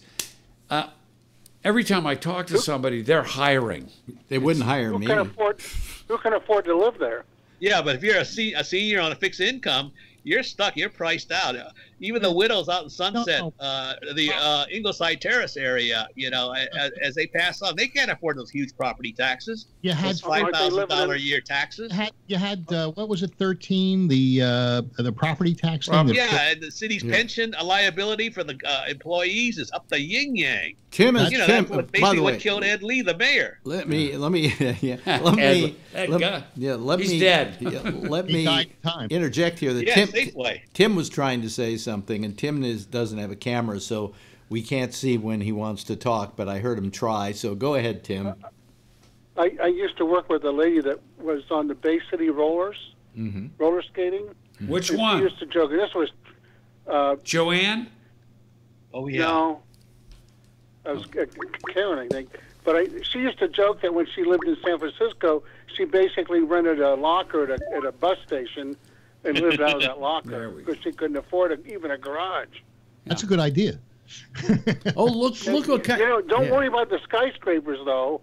In 10 years, they'll have 4K cameras on one side that'll display what you would see from the other side, so that it'll make the buildings invisible in about 10 to 15 years. Probably. You know. Remember our old studios down on 8th Avenue? Yeah. Do you know what that is now? It's the Twitter building. It's Twitter building. Yeah. It used to be the Furniture Mart, and now it's the Twitter building. The Twitter building. By the way, we've been joined by Kevin, who is wearing the cap we were using last night. Is that a handy cap? What do you got underneath there? Hair. Oh, Hair. good. Well, you don't need the handicap then. I want you to take a guess when you look at Kevin, what Kevin does for a living on a particular holiday. He plays Santa Claus. You bet your life he does. Oh, there ain't no Santa Claus. Yeah. I know Santa Claus. Yeah. Do you ever get let me ask you this. Do you ever get asked to play Santa Claus like in the middle of the year? There's actually a market for July. Why? But I haven't done it. Wow. Now where's he from? It's too goddamn hot. He's in. You're in. He's in the Bay Area. Oh, you're in the Bay Area too. Okay. Yeah. They're having Christmas sales earlier and earlier every year. Yeah, exactly. You know. They start in nice hat. November. You got the wrong hat on, Alex. Well, hold on a second. I saw him last night. Yeah, you got the hat too. You got to get the hat. Here it is. Those are called driving caps. Here we go. Yeah. There we go. Oh, you've got one. Is that a Kangol? Huh? Can go. I have no Yeah, idea what it is. It's called this. It's a driving cap. It's called you're an old Jew and you've given up cap. Is what it looks like. You know, or you called last night the I moved to Florida hat. But unfortunately tonight I'm not in full gear because I'm wearing jeans. What do you usually? Do you have them on, Phil? Yeah. Show them what the Gabnet wear is. We all have the same. Yeah, we all have the same shorts. Oh, it's so great. Yeah, yeah. And I didn't wear them tonight because we were out to dinner, and Yeah. I didn't want to just sit here, you know. In your PJs. In my it's PJ not my PJs. Those aren't PJs. Those are very comfortable, loose-fitting, casual. No, those are that's PJs. That's the clothing you wear when you're old enough to give up. Okay. Okay. It's your lounge wear. Well, obviously, because of the vest, apparently I haven't given up. You haven't given up. No, you're always. I would imagine you sleep like that. You know. No, but I do wake up looking this good, I must say. Yeah. What the city do you live in? I live in San Francisco. What? Are you downtown or? I live in Bernal Heights right now, but I own a condo downtown near the ballpark. Which I rent very out. nice. Yeah. Can you see the game from your condo? I couldn't, but when I was living down there, I would go to 30 games, and I'm not kidding you, 30 games every season for free. What is Candlewing Park, huh? No. James, what have you got? AT&T. What are you holding? This is Patches, my Japanese chin right here. Oh. I'm gonna say goodbye. I got some chores to do before it gets dark. I got to do some spraying and all that good stuff out there in the jungle. Well, don't spray the dog. Yeah, because or the cat, or whatever the hell it is. Because paradise is full of roaches and The rats. big problem are the red fire ants. You know, they can bite these dogs and blind them. Oh, if you count Buddy, we got a full house. Wait a minute. So I'm going to be clearing out. Good seeing you all on the continental U.S. Good to know that everyone is safe and sound. And this is Kilo Oscar 6, Quebec Tango, going to go clear. You know that, Vernon. Peace out. Bye-bye. Bye-bye. There goes... we don't want ants killing his... Well, we were one short of a full house, weren't we? Well, if you count Buddy, we had a full house. Well, if we count them now. We've got 8 people plus me, 9. That's good. So, but we need one more to make it a full house. See, but not for royal flush. Well, if we could do more than that. Actually. Well, if I can quote an old friend of Phil's, well, there you go again.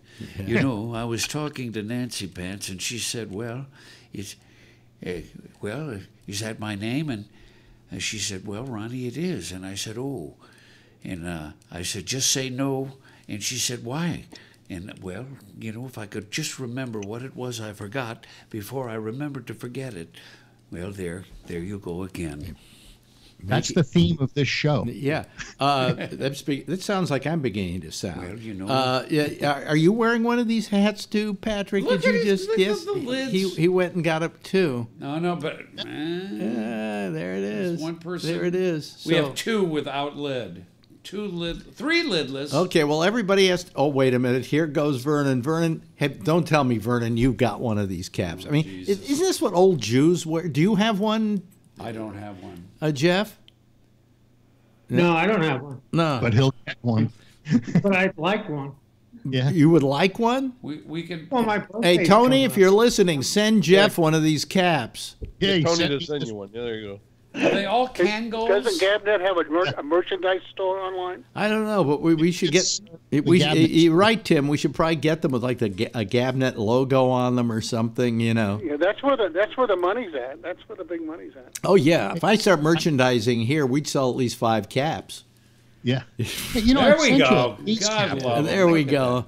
It's a red lid too. Oh, this is disgusting. What's on? You don't have one of these, do you, Tom? Oh, it's just Cardinals. Oh, it's a Cardinals. S.I. Hayakawa, remember he had one of those caps. St. Louis, near Louisville. S.I. Hayakawa. Yeah, I remember S.I. Hayakawa. He was a state senator and the head of San Francisco State University, right? Right. U.S. senator. And he came to, as time went by, we all came to hate him. But in the early days, he wrote a thing that I loved reading because I was a kid and it was interesting to read, the sexual symbolism in advertising. Well, there you go again. No, there we go again. Right. So maybe not. Yes, Jeff. Did you get your cap in Spain? No, Tony sent me this. It's a Kangol. It's Kangol. Tony sent me this. That's a little. I said, "Thank you, Tony. Very fashionable. Thank you. I really appreciate it." You've got the. There you go. Of course, what I'm proudest of is my T-shirt tonight. Can you see it all? Kangol with the little Yeah, mine doesn't say Kangol. Yes, it does. Mine says can't. Oh, it does, doesn't it? It is a Kangol. Yeah, you got the real thing. Oh, really? Yeah, and Tony doesn't sell Kangols. He goes to another place and gets them for us. Oh, really? Oh, okay. Yeah. But anyway, you see my shirt tonight, of course. Very good. Got this in China. That damn commie Obama. Yeah. I'll tell you. You know, I wish. As I think back, if I could go back in a time machine and change anything in history, I would go back to the president's, the White House Correspondents' Dinner, where Obama put down Trump, and tell him not to. Because I think at that point it was this is a guy who is so vain that he couldn't take joking at a place where you're supposed to like roast people. Yeah, exactly. He could never fare well at a friar's roast. Oh, God. You know, Dean Martin roast with Rickles at the helm. Yeah. Look out.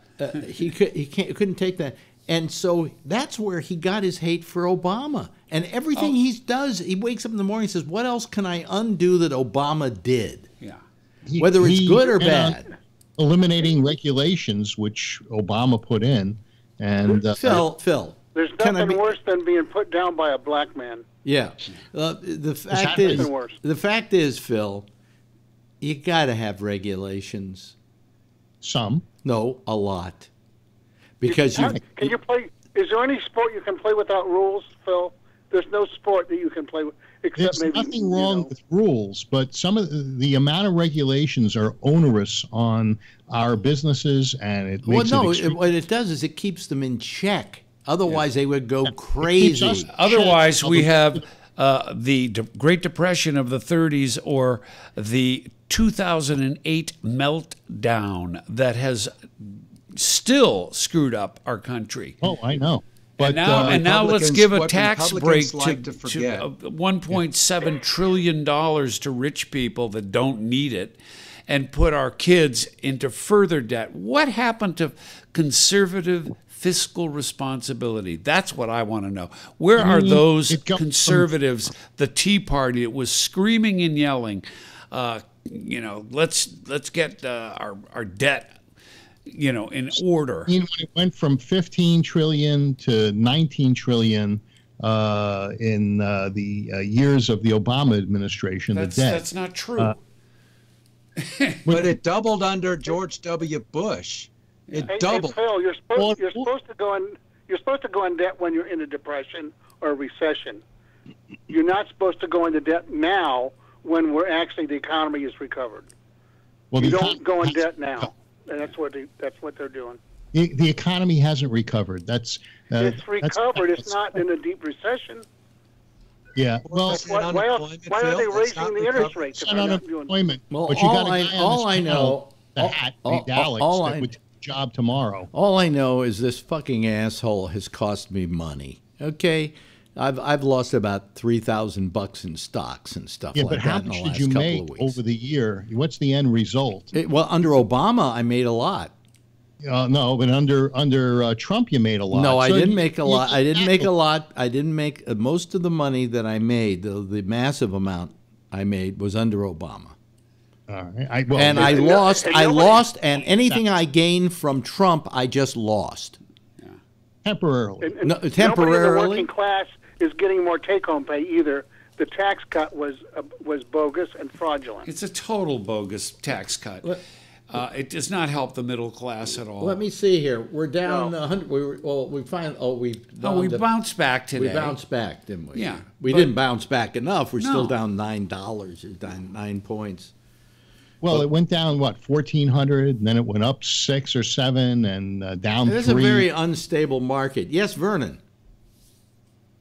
What I get so frustrated with are these eliminate regulations people who act as though government regulations appear out of thin air. They don't. Government regulations are the result of laws passed by Congress and signed by the president. And they don't appear out of thin air. Obama did not create a whole bunch of regulations out of thin air. He was directed to do that by legislation.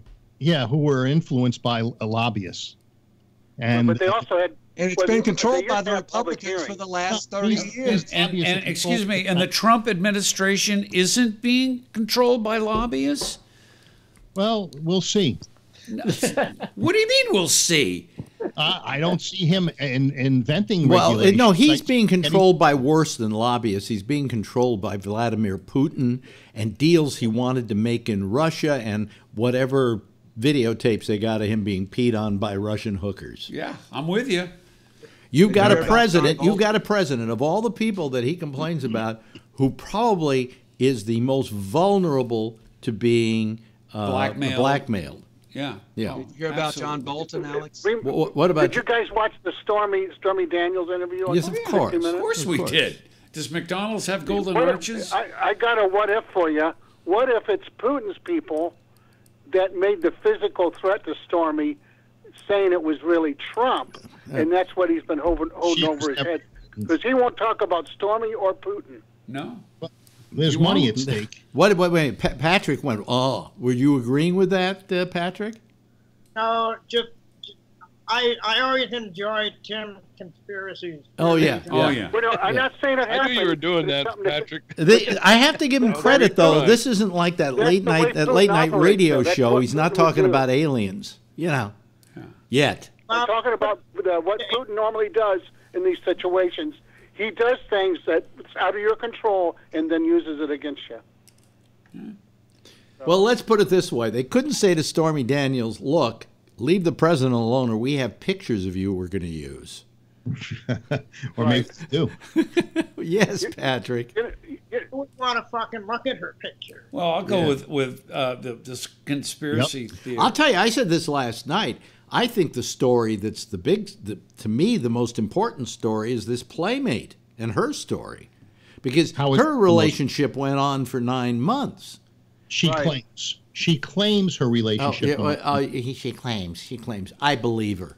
Yeah. Okay? And not because I want to, but because her story, and most people who saw the interview and then commented on it afterwards said it seemed like she wasn't lying because it was consistent. Yes, Patrick. She was consistent, but it could have been embellished. Well, that's the thing, and I didn't see her interview, but I read about it, and I saw a snippet. She seemed more sincere. Yes. And the fact that she had a very human quality of feeling guilty about the relationship then added, to me, more weight to her claims. Certainly more sympathetic character. Yeah, but there was also the difference between the two is that the value of Stormy Daniels' story is the $130,000 payoff, which can be directly linked to a lawyer employed by Trump, okay? And that then asks a whole bunch of questions about campaign financing and so on and so forth. Whereas the Karen Doherty story is basically a love story that went on for a rather long time, or 9 months at least. But her story was bought out by National Enquirer, right? Yes, AMR? and we don't have a direct link from the National Enquirer to Trump, where we do with the Stormy Daniels story. Yeah, the Stormy Daniels thing seems more like a pissing match between lawyers than anything else. Yes, but I think that they're constantly they're getting into it more than they're. But we watched the Karen Doherty because I had already seen it, so I found it on YouTube for a girlfriend to watch. And after it was over, we said of the two interviews, that's the one in which it was somebody who really had an affair going on with him. Yeah, you can pull that up on demand with CNN, and it's a pretty good interview. Yeah. Do you see where Trump's been hiding from the press for 3 or 4 or 5 days now because he's afraid to have questions about Stormy or Karen McDougal? Yeah. You know what the real reason is? He's running. Melania hired a new consultant, Lorena Bobbitt. Okay, to Patrick. Patrick has his hand up. Cutting edge, baby. That was pretty funny, Tim, so I'll give you that one. Okay. The other thing with Stormy Daniels is she's going to be appearing here in Wisconsin at two rather well-known strip clubs next month. So, I mean, you know, she's so over to the me, hill, too. there's a gal that's just looking for a payout, and she fucked them on her own. She didn't really give a shit, and then she played the victim card, even though she said, I don't want to be known as a victim. Did the whole $130,000 thing. You know what? I don't really give a shit what happened to her. I'm more concerned with the Karen McDougal thing, because that is sincere. And I know you don't like how Phil was calling Stormy a hooker, but you know what? She's a fucking hooker. She's a porn star, a hooker. She's over that shit because, you know what? Like I said, next month, in a few days, she's going to be swinging on a pole in Madison and in Milwaukee. And making big bucks. Alex, you know the old joke. Patrick. You know, would you screw me for $1? No, that joke doesn't apply here, Phil. Patrick, you going to go down and see her? How's at that price? No, Come on. I would go see Karen McDougal. Yeah. But maybe she'll snuggle up to you down there. Here's the thing. Karen will make a special appearance. First of all, let me define Stormy Daniels for you. A porn actress, provided that all she does is, what's that, Phil? That's Kevin's Throne. That's Kevin's Throne? Yeah. Throne. Oh, when you went to see him. December. Oh, yeah. I see. Claus wasn't there. He didn't wait for me. No, we're talking about something else, and all of a sudden you throw that picture. There he goes, left turn. Yeah, right into the ditch, taking the show, careening right into the proverbial ditch. Anyway, Stormy Daniels was a porn actress. Porn actresses have sex for money with other people who are having sex for money. That, you know, it is. She did not have sex for money that we know of, just with the average human being who wanted to pay her for sex. So that does not. She is not a prostitute. So where did she come up with the price of $130,000 to make her happy? I think $130,000 was negotiated by her lawyer at the time. Yeah. And she had nothing to do with coming up with that amount, and that is not it's still not the act of a prostitute. They wanted her not to tell her story, and so they were willing to pay for her not to tell her story. That's not being a prostitute. That's allowing yourself to be bribed, but that's not being a prostitute. Yes. And she did not initiate it. Yes, she did not. The thing is, she was very matter of fact with her answers, and it was initiated 16 days before the election. Let Kevin talk. Kevin. She was very matter of fact with. She went to the bathroom. She came out. He was sitting there buck naked. She said, "Well, I guess I'm in it. Okay, let's go screw."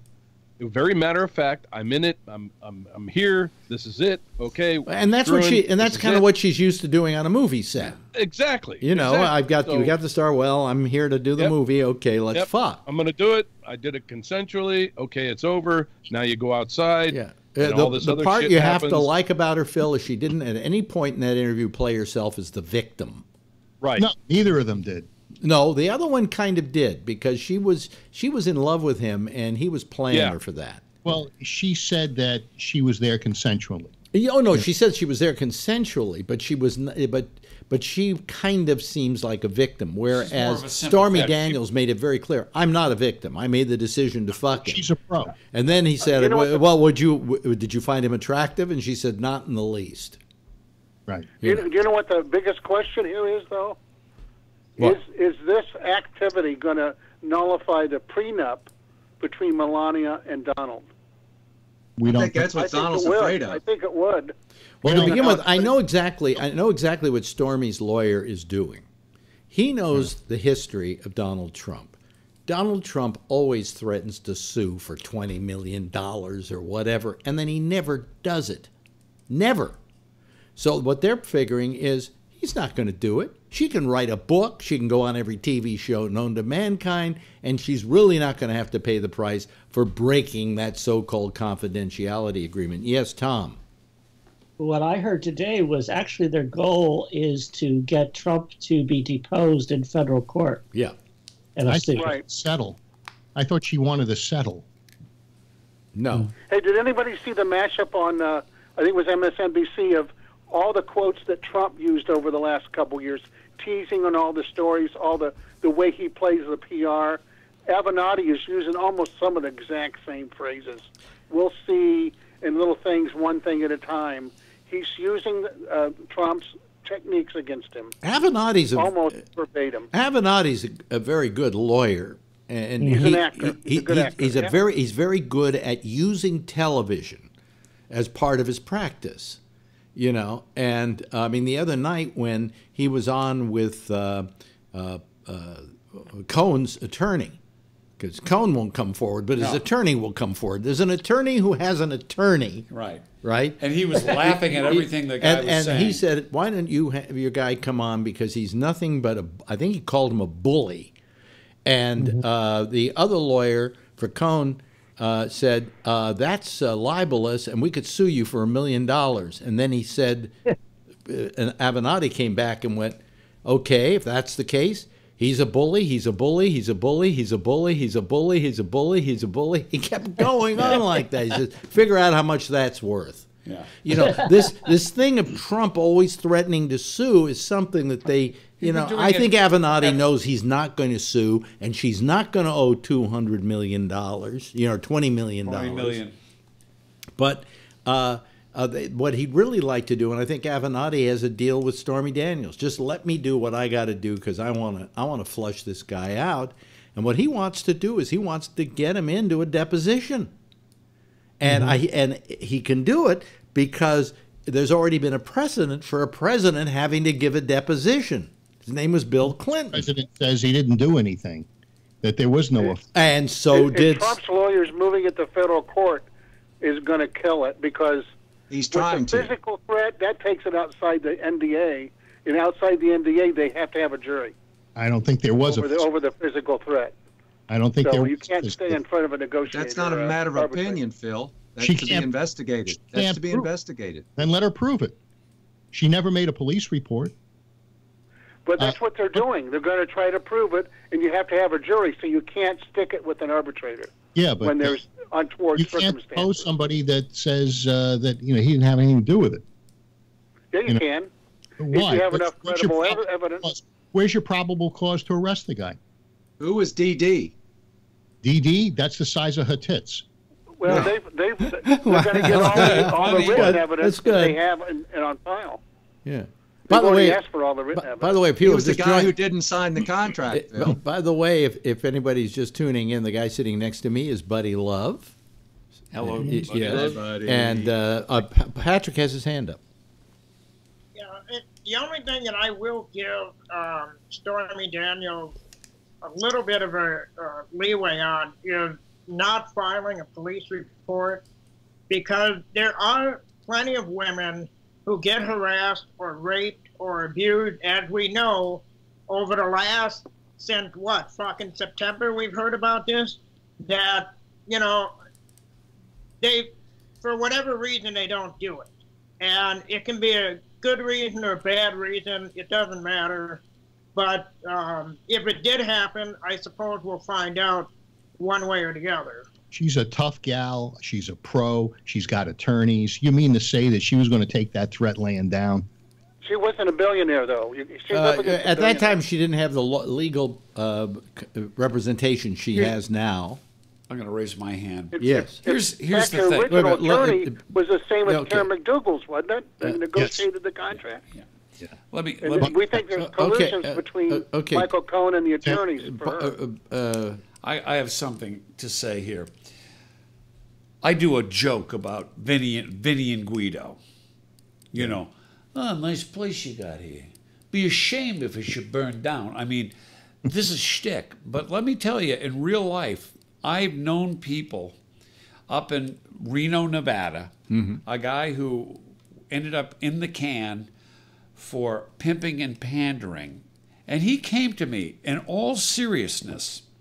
And this guy scared the shit out of me.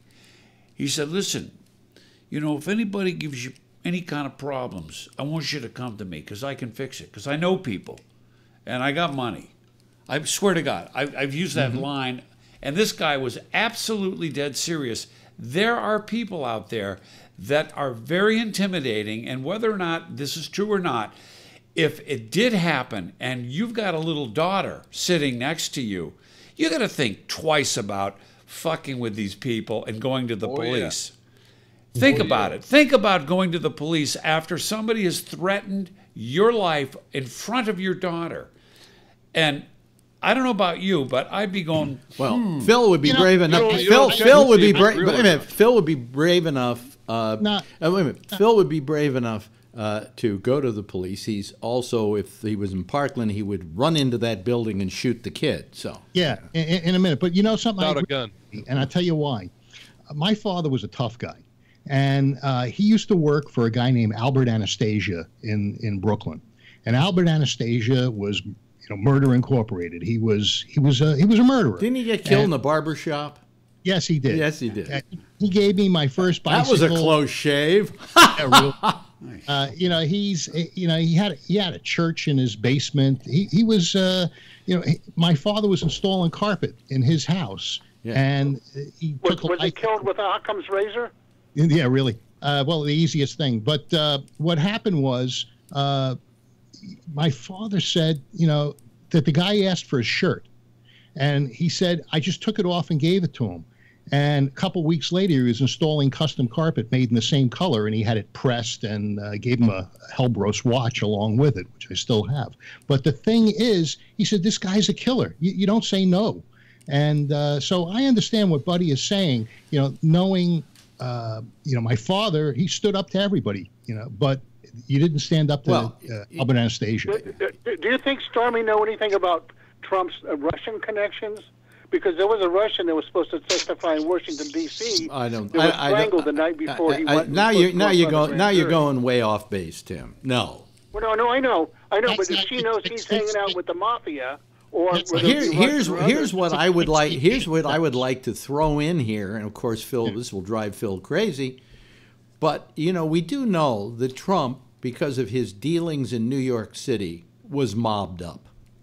His hanging out with Roy Cohn, who was the mob's attorney, and considering Roy Cohn his mentor, means that Trump was mobbed up. You don't think maybe he doesn't make a call and say, threaten Stormy Daniels? You know, I saw a picture of Roy Cohn on TV today. Not Mike Cohn, but Roy Cohn. And I looked at his eyes, and all I could think about was what you said. The story of when I had a debate with him on the Barry Farber show, and I looked into those eyes, and there was no life behind them. It was like shark eyes, you know. Yeah. What year was this? This was, oh God, this had to be 70s? In the 70s. Yeah. Before he got AIDS. It's almost like he didn't have a soul. Yeah, he had no soul. I looked at him and I said, how do you feel about the fact that you sent the Rosenbergs to the electric chair, which he was involved in? And he said, every day I feel very good about it. And he said it with those eyes looking right at me. Yeah. He was and I just went, oh, fuck, man. I've just met the fucking devil. You know? Right. Well, and this was Donald Trump's mentor. It's true.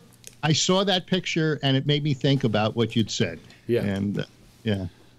He was evil personified. Yeah. You know. I'm scared now, and I'm not even a woman. They did a Broadway show. Like Angels, what? The AIDS movie. Angels. Angels in America. Angels in America. Yeah. He's one of the characters in that play. He was an evil man. Evil man. But, you know, all I'm saying is that the Stormy Daniels thing in and of itself would be just unimportant, he said, she said kind of thing, except for the fact that there was a $30,000 payment made, $130,000 payment made. And they, you know, somebody's got to account for that and whether that constituted a donation. Was that for a lap dance and some pole dancing? No. You know, Hey, Alex? It was for keeping her mouth shut, not keeping it open. Okay. Hey, Alex, it's Tim. Yeah. The most important sentence in her interview on 60 Minutes was when she said she would recognize the guy that physically threatened her. Yeah. If she saw him somewhere. So the question is, would she ever identify him somehow? Well, Vernon Nunn, you're on tap now. This is a similar thing I was mentioning a while ago about John Bolton. Apparently, the Robert Mercer and his family who fund the Cambridge Analytica data, which the Trump campaign used. The Mercer family has been doing this in other things like Brexit and like the John Bolton Political Action Committee, which got Tom Tillis elected in North Carolina. And they're now opening an investigation as to whether all of these things are separate examples of contributions in kind to campaigns that are not reported. Because they don't charge very much. He pumps a lot of money into Cambridge. Yeah, Mercer funds the whole thing, and then they don't charge. Wait a minute. There was some guy's wife that was working in the, was it for Hillary or one of those things, also in one of the Carolinas, that got elected, and they said it was a quid pro quo deal for a campaign donation and something to pay her off for something that was going on with the Hillary emails. Is anybody? You're talking about McCabe? Yes. Talking about McCabe? Yeah. Yeah, well, yeah, and they should go after that. If there was something wrong, they should go after him. But we got more important things right now. But it's more important. I mean, why is one more important than the other? Unless you just, because Trump's in the White House and Hillary isn't. Yeah, and that's why Trump's destroying our credibility around the world. Well, I think the worst thing that Trump is doing, if you want my opinion, is he has made a mockery out of the presidential office. That he has diminished its importance. He's had no respect for it. He has no respect for the presidency. And what kind of a message does this pass along? Not only, I hate to use the kids of America because everybody hides behind that kind of excuse, but what kind of message does that send across to young Americans growing up right now, and the kind of behavior you engage in if you're president of the United States? So. We have no pride left. I see positive things. I mean, how do you, Tom? Let's get Tom involved. Tom, are you there? Or he isn't talking to that.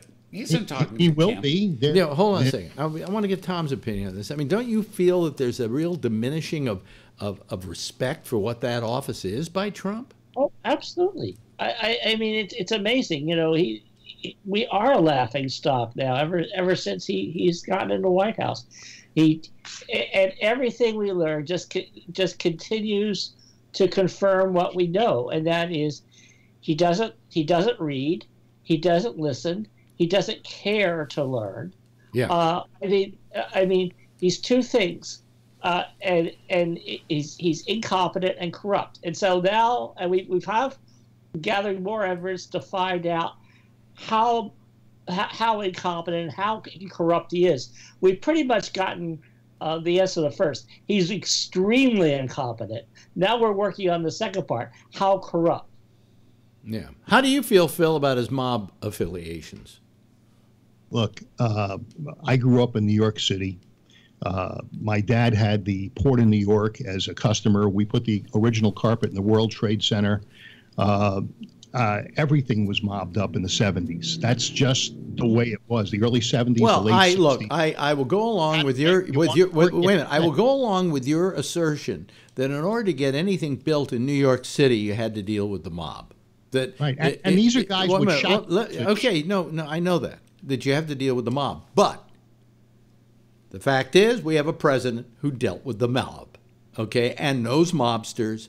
And knows who to go to if he needs to go to them.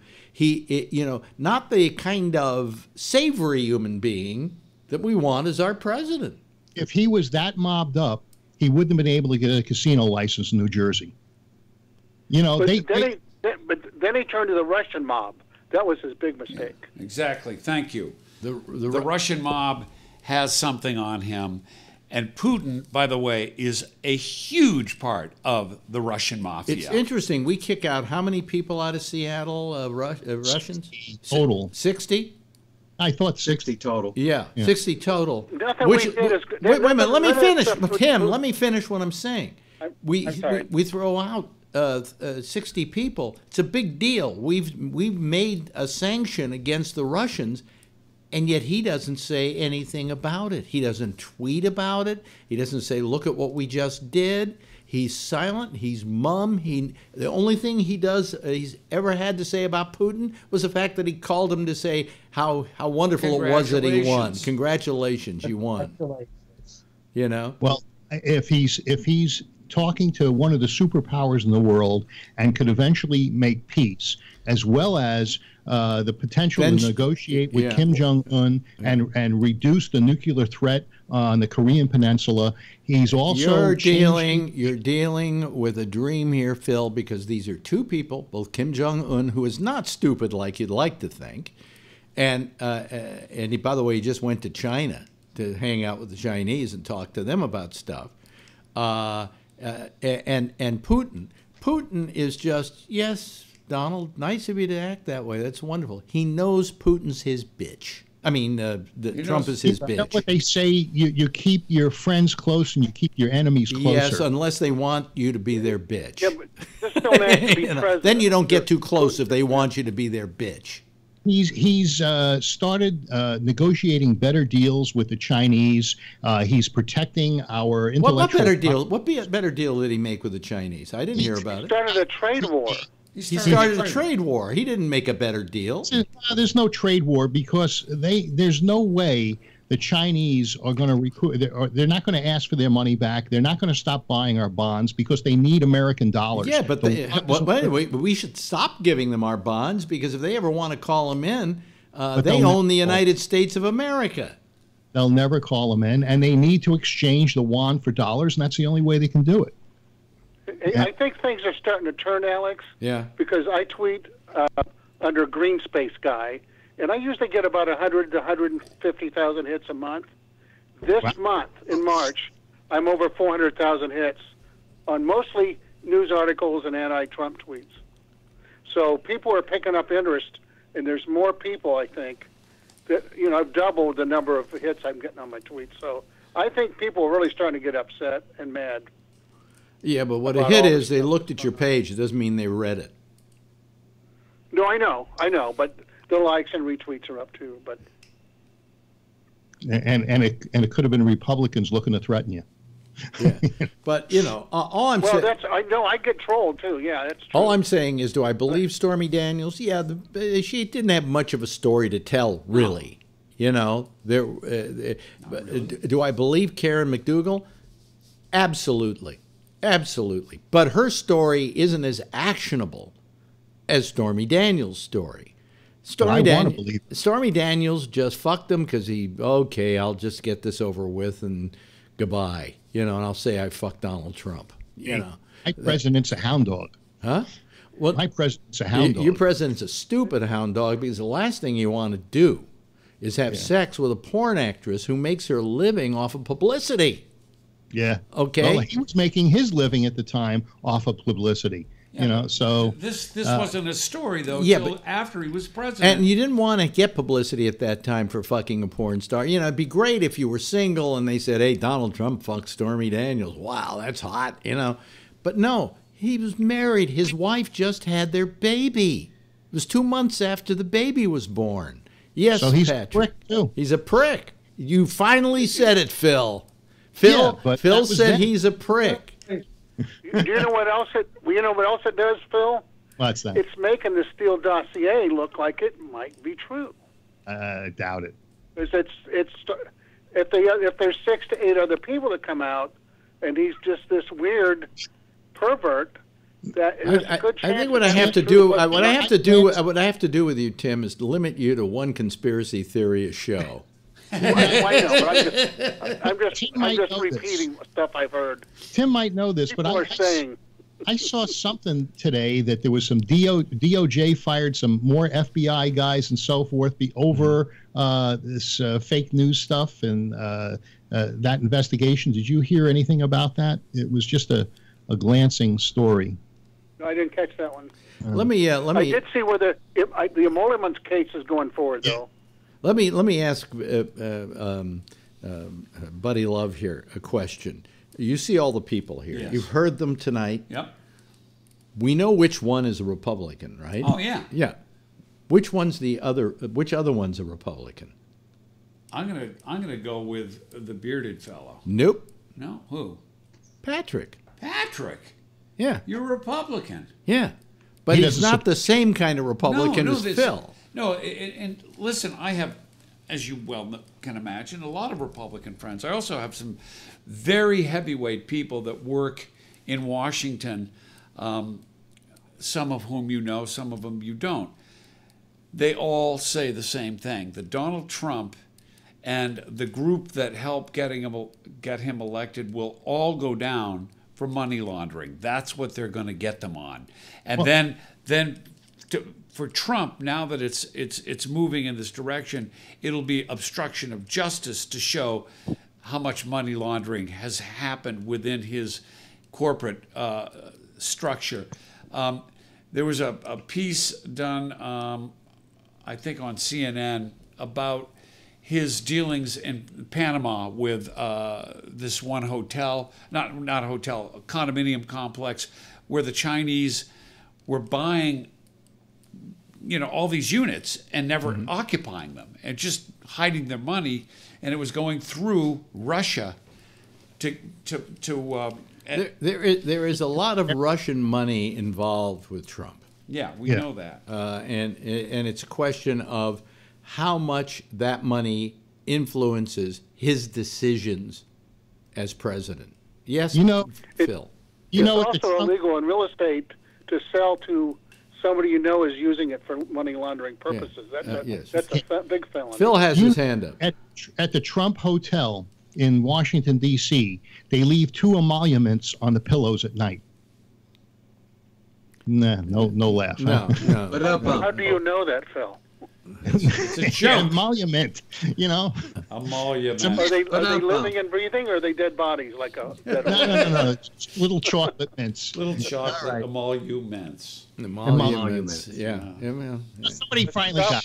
Gee, how do we follow that joke?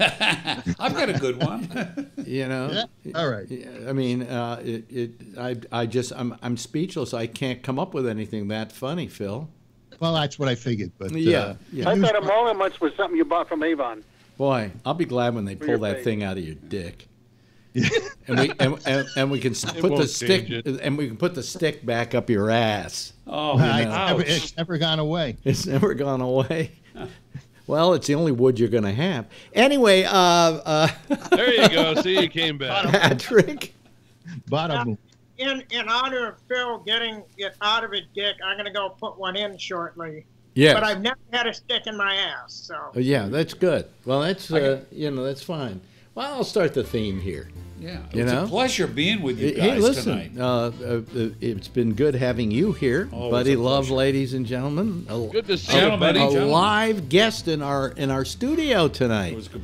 Very nice. You should do this more often. Yeah. Well, he has to fly to New York to do it. Yeah, I could get. But you can get on Skype and join it some night. Sure. If I can only get Will out of the upstairs where my computer and good microphone. I do have to get one of these killer cameras, though. Yeah. Well, those are just normal. They're $80-$90 tops. Yeah. Well, I've got a good microphone. These are $120. The good one I use. Yeah, the HD. Maybe that's what it was. I went and bought a real cheap one for the other room, and don't buy a cheap one. They're terrible. Oh, and I couldn't find the box for the Mini today. Oh, mine was getting it with $40 on Amazon. Okay, well, you're going to put a box around it or something. Phil and Tom, you're in the Bay Area. Come see the Buddy Love Show. Hey, Phil Meyer, thank you. No, I promise I will come. When you come back, I will come. Where are you going to be playing? We're down at Angelica's in Redwood City on May the 11th with the trio and big band. We do both. And it's a wonderful place to come, have dinner, and see a show. Okay. Thanks to Phil. Thank you, Jeff Stein.